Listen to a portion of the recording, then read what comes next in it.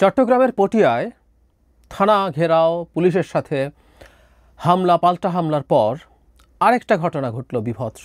এরকম ঘটনা নিয়ে আমাদের আসলে খুব কঠোর হওয়া দরকার আছে। এটা লালমনিরহাটের পাটগ্রাম থানায়। এবার অভিযুক্ত বিএনপি। চট্টগ্রামের পটিয়ায় অভিযুক্ত ছিল বৈষম্য বিরোধী ছাত্র আন্দোলন, এবং এখানে সারপ্রাইজিংলি এনসিপি নেতারাও গিয়ে সরেজমিনে এখানে অনেক কিছু করেছেন। এবং সর্বশেষ খবর অনুযায়ী আমরা যেটা দেখলাম, পটিয়ার ওসিকে প্রত্যাহার করা হয়েছে। খুবই খারাপ খবর। খুবই খারাপ জেস্চার ফ্রম দ্য গভর্নমেন্ট। আমি আসবো সেই জায়গায়ও, কিন্তু পাটগ্রাম নিয়ে আসলে একটু কথা বলতে চাই। এবং বিএনপি এবার এখানে জড়িত হয়েছে।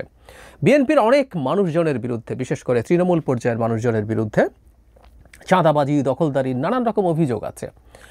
এবং এগুলো সত্যতা যে আছে তার প্রমাণ হলো বিএনপি তার সর্বোচ্চ নেতৃত্বের পর্যায় থেকে এদের অনেককে বহিষ্কার করেছে। সংখ্যাটা কয়েক হাজার সম্ভবত এখন, আমি সর্বশেষ স্ট্যাটিস্টিক্সটা জানি না। তার মানে বিএনপি স্বীকার করছে এগুলো হচ্ছে, যেখানে অভিযোগ হচ্ছে সেখানে এগুলো করছে। এর মধ্যে একই সাথে জরুরি কথা, যখন এই ঘটনাগুলো ঘটে আমরা সরকারের পদক্ষেপ আসলে সেভাবে দেখি না। এগুলো তো সরকারের পদক্ষেপ নেওয়ার কথা, কিন্তু এবার যে ঘটনাটা হলো, আমি মনে করি বিএনপিকে বহিষ্কার, এদের সাথে যারা জড়িত আছে তাদেরকে তো বহিষ্কার করা হয়তো হবেও, কিন্তু এদের যাতে শাস্তি নিশ্চিত হয় সেই ব্যাপারেও বিএনপির খানিকটা হলেও মনিটরিং করতে হবে। যদি আমরা অনেক সময় ফৌজদারি অপরাধে জড়িত বিএনপি সদস্যদের বিরুদ্ধে যেন পুলিশ ব্যবস্থা নেয় সেই আহ্বানও তাদেরকে জানাতে দেখেছি, কিন্তু এটা খুবই সিরিয়াস একটা চাঁদাবাজির ঘটনা। আর থানায় গিয়ে হামলা করা, মানে আমি এটাকে বিদ্যমান প্রেক্ষাপটে আমাদের অত্যন্ত গুরুত্বপূর্ণ একটা রাষ্ট্রীয় প্রতিষ্ঠান পুলিশের অ্যাক্টিভ হয়ে ওঠার ক্ষেত্রে খুব বড় ব্যারিয়ার বলে মনে করি। ঘটনা হচ্ছে এরকম, আমি প্রথম আলোর শুরুর অংশটুকু পড়ছি। পাথরমহলের রয়্যালটির নামে চাঁদা আদায়ের অভিযোগে ইজারাদারের 2 কর্মচারীকে ভ্রাম্যমাণ আদালতে সাজা দেওয়ার ঘটনাকে কেন্দ্র করে লালমনিরহাটের পাটগ্রাম থানায় হামলা হয়েছে গতকাল বুধবার রাতে 10:30টার দিকে। 200 থেকে 250 জনের একটি দল থানায় ঢুকে ভাঙচুর করে সাজাপ্রাপ্ত 2 আসামিকে ছিনিয়ে নিয়ে যায়। অভিযোগ উঠেছে বিএনপি ও সহযোগী অঙ্গ সংগঠনের নেতাকর্মীরা এই অভিযান চালিয়েছেন। এখানে দেখা গেছে ভাঙচুর করেছে, নথিপত্র তছনছ করা হয়েছে, আহত হয়েছে অনেক পুলিশ সদস্য। এর মধ্যে 2 জন বলা হচ্ছে হাসপাতালে চিকিৎসাধীন। বিএনপি বরাবরের মতোই সবাই যা করে এটার সাথে সম্পৃক্ততা অস্বীকার করেছে। বিএনপির পক্ষ থেকে বরং পুলিশের বিরুদ্ধে অভিযোগ করা হয়েছে যে পুলিশ তাদের সাথে চাঁদাবাজি করে, মোটা অঙ্কের টাকা চেয়েছে, তারা সেটা দেননি বলে তাদের কর্মচারীকে তুলে ধরে নিয়ে গেছেন। একই ধরনের কথাবার্তা বিএনপির পক্ষ থেকে বলা হয়েছে। আরেকজন নেতাও একই ধরনের কথাবার্তা বলেছে।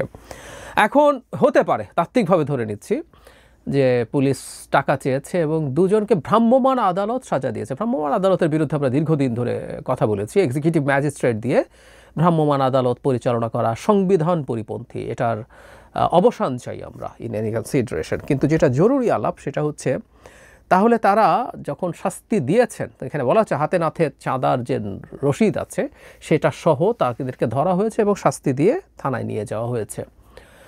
কাগজে কলমে এখনও এটা একটা শাস্তি, এটা কোনো অভিযুক্তকে গ্রেফতার না, এটা শাস্তিপ্রাপ্ত কাউকে গ্রেফতার। তারপর গিয়ে থানায় হামলা হয়েছে, এটা সরেজমিনে দেখা গেছে, ছবি আছে।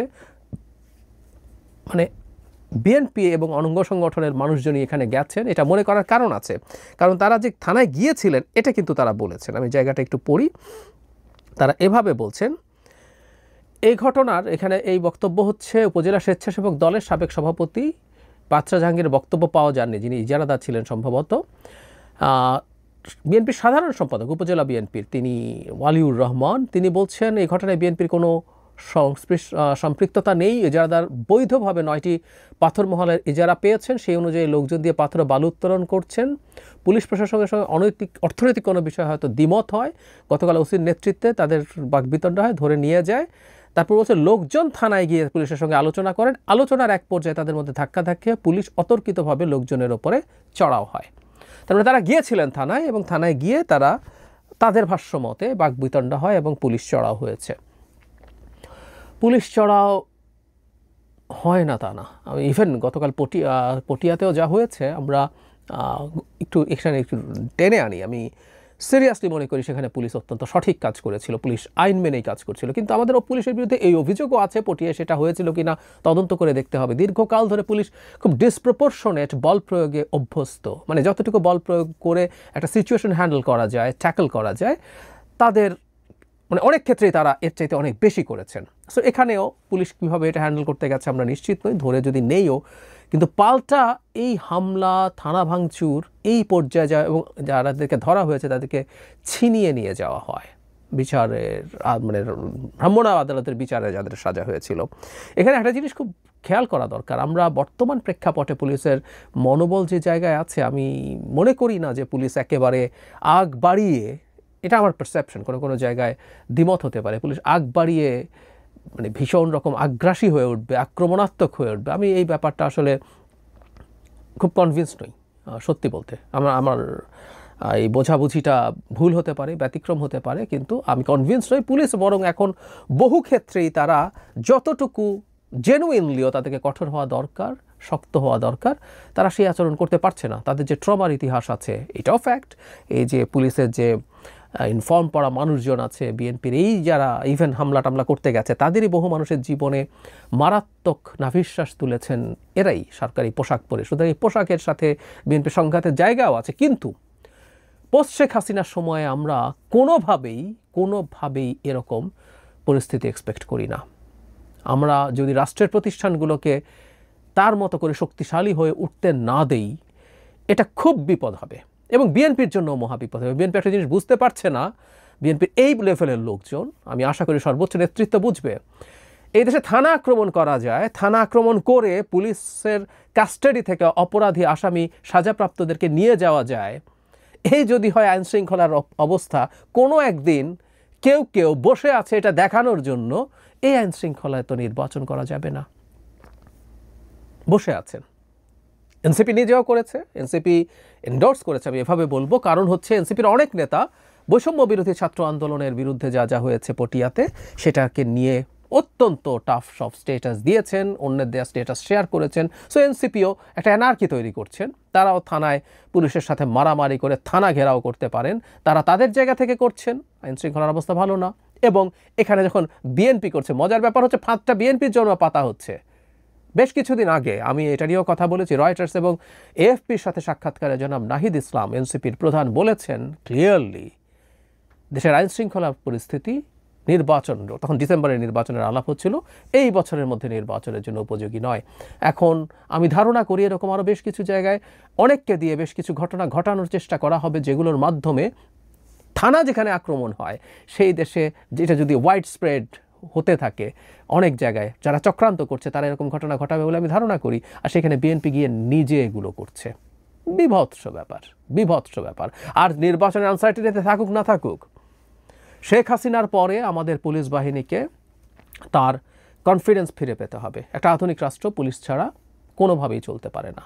এই জন্য খুব অল্প সময়ের মধ্যে, গণঅভ্যুত্থান শেষে আমরা সফল হওয়ার পর 7 বা 10 দিনের মধ্যে পুলিশের উপরে যা হচ্ছিল, যে অ্যাটিটিউড দেখানো হচ্ছিল, আমি সেটার বিরুদ্ধে কথা বলেছি। আমাদের একটা রিকনসিলিয়েশনের জায়গায় যেতে হবে এবং পুলিশকে কনফিডেন্ট হয়ে উঠতে দিতে হবে। আমি বিশ্বাস করি একটা রাজনৈতিক সরকার আসলে এই ব্যাপারটা অনেকটাই ঠিক হবে। কিন্তু যে আচরণ দেখা যাচ্ছে, যে অ্যাটিটিউড দেখা যাচ্ছে, আমরা এখন পুলিশ অত্যন্ত তুচ্ছ ব্যাপার, আমরা পিটিয়ে ওখান থেকে আসামি নিয়ে আসতে পারি। বিএনপির লোকজনের বিরুদ্ধে চাঁদাবাজি বা এই ধরনের অন্যায়ের যেসব অভিযোগ আছে, দখলদারির অভিযোগ আছে অনেকে, এবং এসব অনেক ক্ষেত্রেই সত্য, বারবার বলছি, বিএনপি নিজেই এটাকে স্বীকৃতি দেয়, সংখ্যাটা তার চেয়ে বেশি হতেই পারে। আমি মনে করি এগুলো আসলে ঠিক সেই অর্থে স্টেটকে আঘাত করা না।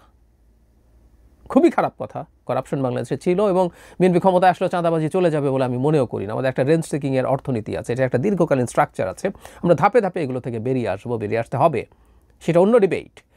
কিন্তু যে স্পর্ধা দেখানো হলো লালমনিরহাটের পাটগ্রামে, এটা ভয়ঙ্কর। বিএনপিকে এইভাবে পুলিশের আস্থা তৈরি করতে হবে যে যারা এই ঘটনাটায় অন্তত, তার আগেও আহ্বান জানিয়েছে, কিন্তু তাদেরকে সিরিয়াসলি পারসু করতে হবে।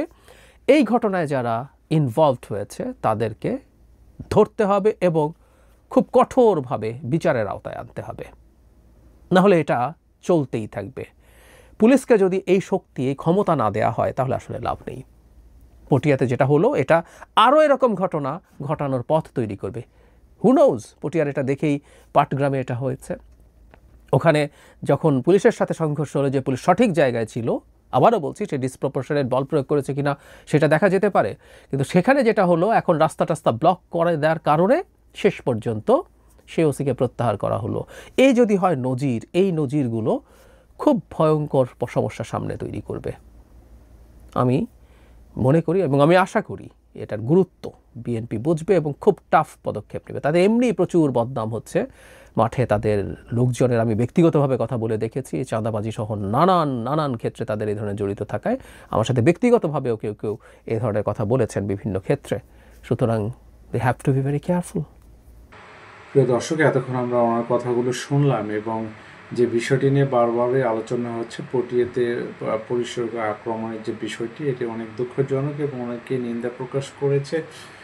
একই সঙ্গে এই জাতীয় ঘটনার ক্ষেত্রে কিন্তু বারবার এরকম অবস্থা তৈরি হলে কিন্তু একটি আইনশৃঙ্খলা বাহিনীদের মধ্যেও কিন্তু অনাস্থার একটি বিষয় চলে আসবে এবং সেটি কিন্তু আইনশৃঙ্খলা বাহিনীর পাশাপাশি দেশের নানাবিধ কর্মকাণ্ডে কিন্তু একটি হুমকি হিসেবে কাজ করবে। অতএব যারা এই জাতীয় মবের মতো করে তৈরি করে বিভিন্ন পরিকল্পনা অনুযায়ী কাজ করছে, অবশ্যই তাদেরকে